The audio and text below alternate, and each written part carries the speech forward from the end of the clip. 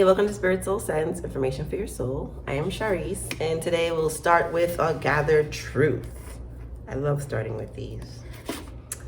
This one says, "Be a fountain, not a drain," by Rex Hudler. I like that. Be a fountain, not a drain. Pour into people. Be kind. Today I wanted to talk about gratitude work. As the new year has started, I have had to sit down and plan and pace myself for all the things I want to accomplish this year. And one of the best ways, I think, to accomplish things, to manifest things, is to practice gratitude work. There's lots of different ways to practice gratitude work. I think I have been on this spiritual journey for a while. And so I used to be really, really intense in, workshops and reading all the books at one time. I used to be doing a lot. And I realized after I hit this sort of baseline of peace, I stopped doing those things. But I was just telling my boyfriend last night that gratitude is like a muscle that you must train. And we work out, right? So we haven't been working out. When you don't work out that muscle, you lose it. Like you lose the strength and all of that. So I am reminded that gratitude work is super important. And every day or a regular part of your life needs to incorporate actually practicing gratitude and being grateful for the things that you have in your life. Because it will help bring in the peace and abundance in your life. So right now I have a nighttime gratitude practice. It's probably more than, right? I'm not gonna do this all year, like in this particular order, but I will be doing some kind of gratitude work. Maybe I'll come back and update you on exactly what I'm doing. Right now, I am using this book, Simple Abundance. And this is, I love the Louis Hayes cards. They're on Amazon. This one says, "I am at peace." I'm using it as my bookmark because I'm a bit of a minimalist and I don't like buying things just because. I could just use this. So this is Simple Abundance, a Daybook of Comfort and Joy by Sarah Ban Breathnach. I'll have all the information in the description. My mother used to have devotionals, and I remember her books on her nightstand about Iyanla Van Zandt. And so I really like devotionals. I like daily sort of works. Today's not the 17th. This is the next day. It's the weekend. So it has like a very short devotional for the day, something to reflect on. It's a big book. It's for every day of the year. And so I start with this. I start with reading the devotional, reflecting on what it's meant in my life, what it means for me right now. And there's always some tip or recommendation thing to do that can help you. So January 14th was start a gratitude journal. If you don't already have one, the recommendation was to get a blank small book and at the end of the day write down 5 things you're grateful for. But even if you just write down 5 things you're grateful for, and it can be super simple, like you have someplace warm to sleep, you have a roof over your head. You can also write down things that went well during your day. So that's the first thing I do when I start my gratitude nighttime work. It's a nice book. And then I've had this book for a while, Don't Sweat the Small Stuff, and it's all small stuff. Simple Ways to Keep the Little Things from Taking Over Your Life by Richard Carlson. And I remember when I used to road rage. I never really had road rage, but I would get angry. I would feel the anger in my body at drivers who cut me off or were driving erratically, or I would get upset. And so I wanted to not be upset at those little things anymore. And I don't remember how I got to this book, Don't Sweat the Small Stuff. I don't remember. I'm currently using a Post-it, Jay. My son's name is Jay. As part of it. I don't know who this name is, but anyway. So the contents of the book, they're really short too, right? Really short, different sections. And so I just look at the names of them. There's a lot, 100. There's 100 of them. I just look at the names and I think, I wonder which area I could explore today. It doesn't really even matter. Like just pick one, read it, reflect on it. I've read this whole book already. I haven't read the Simple Abundance one, but I've read this whole book already, and I have like lots of notes in it. And it helps me, sort of like my book from Eckhart Tolle, The Power of Now.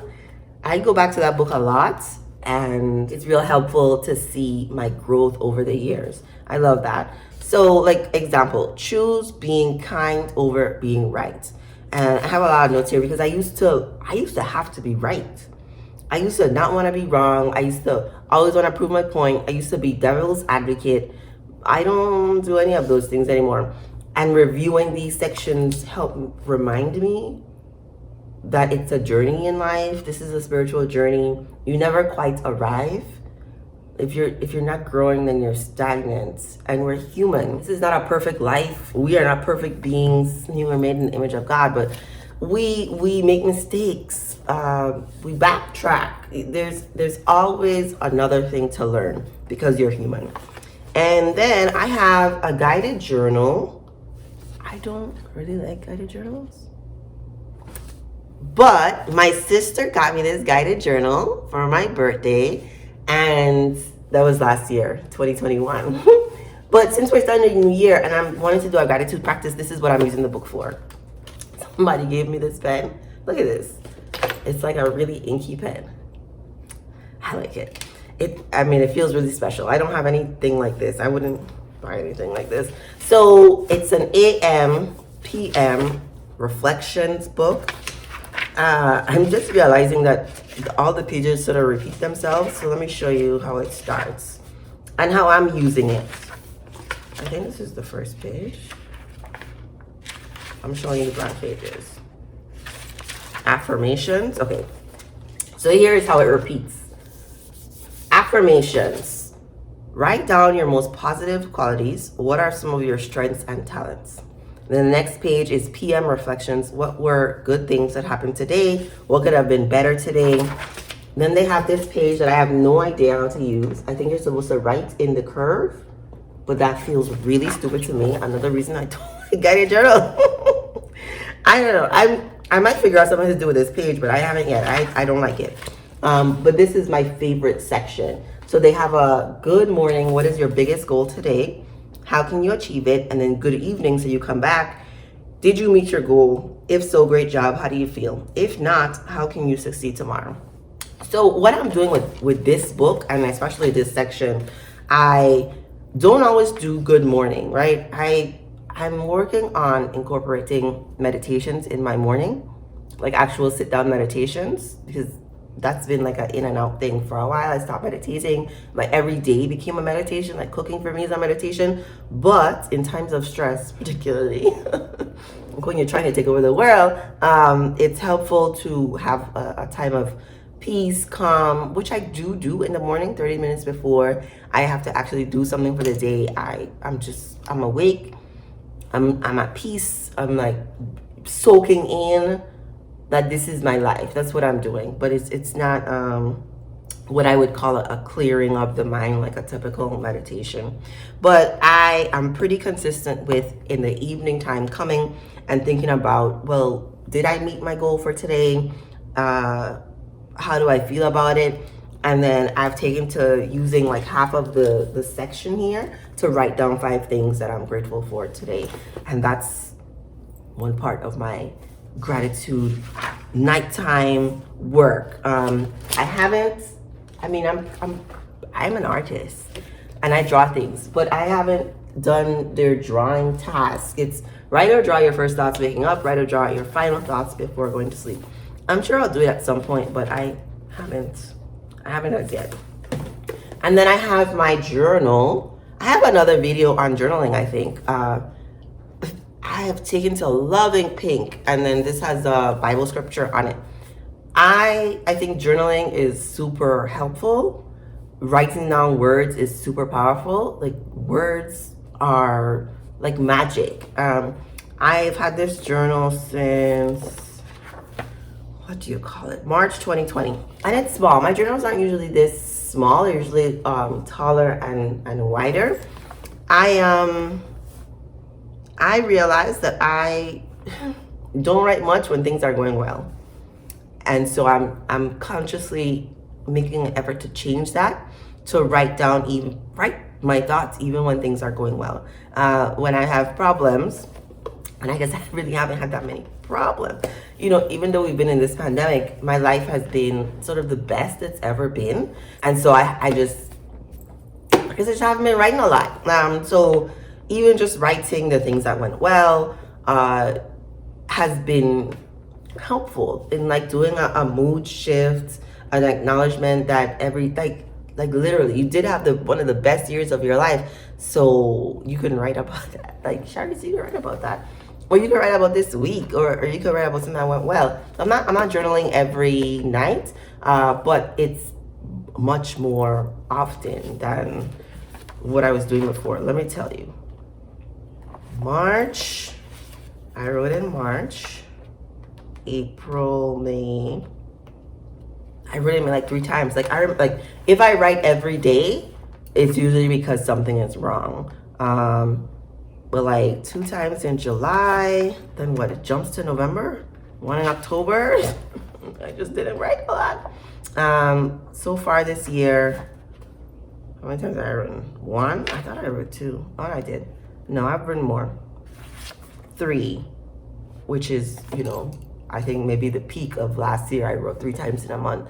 And so I'm aiming for at least once a week, writing what wonderful things have happened in my day, writing what I'm grateful for, writing about, you know, upcoming future things that I'm looking forward to, because I have to stay grounded as I aim for this next level of success and wanting more. I understand there's gonna be new challenges, like new things I'm facing that I've never faced before, that I've having done, I suppose, a lot in my life already. There's things that I experienced that I didn't.